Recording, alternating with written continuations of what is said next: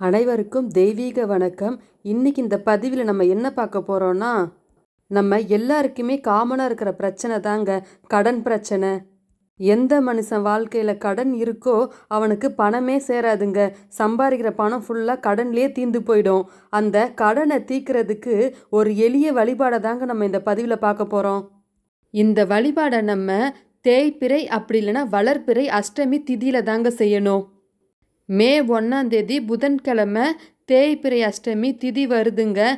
அந்த நேரத்தில் யாருக்கெல்லாம் தீராத கடன் பிரச்சனையில் அவஸ்தைப்பட்டுட்டு வரீங்களோ அவங்க எல்லாருமே இந்த வழிபாட்டை செஞ்சு பயன்பெறலாங்க.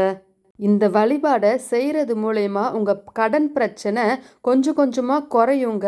உங்களுடைய வருமானம் அதிகமாக தொடங்குங்க. உங்கள் வீட்டு பக்கத்தில் ஏதாவது ஒரு சிவன் கோயில் இருக்குங்க. அங்கே பைரவர் வச்சுருப்பாங்க.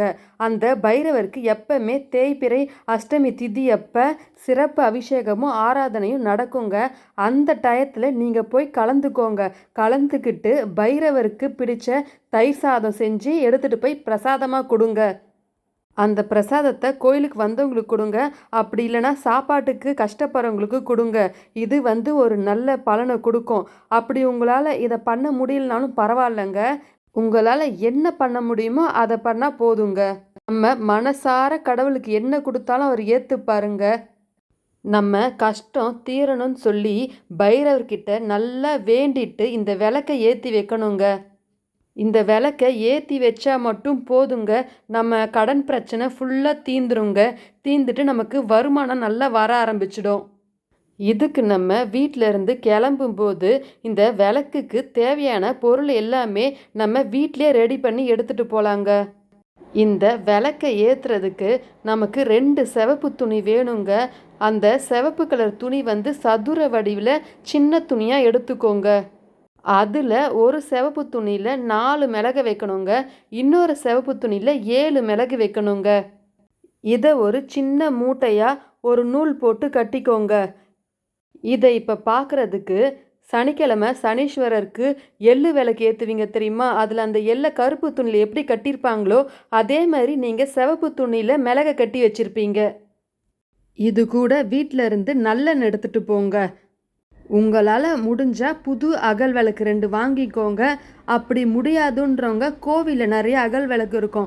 அதில் ஒரு 2 அகல் விளக்கை சுத்தம் பண்ணி எடுத்துக்கோங்க. அந்த அகல் விளக்கு மேலே மஞ்சளும் குங்குமமும் வச்சுடுங்க. வச்சுட்டு அதில் நல்லெண்ணெயை ஊற்றிட்டு நீங்கள் ரெட் கலர் துணியில் மிளகு கட்டி வச்சுருக்கீங்கள அதை அந்த விளக்கில் வச்சுடுங்க.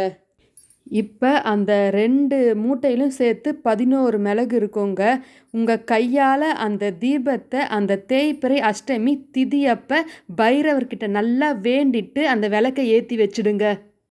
இந்த வழிபாடை நீங்கள் பண்ணிகிட்டே வந்தீங்கன்னா உங்கள் கடன் பிரச்சனை படிப்படியாக குறைஞ்சிடுங்க. பைரவர் தீர்த்து வச்சிடுவார்.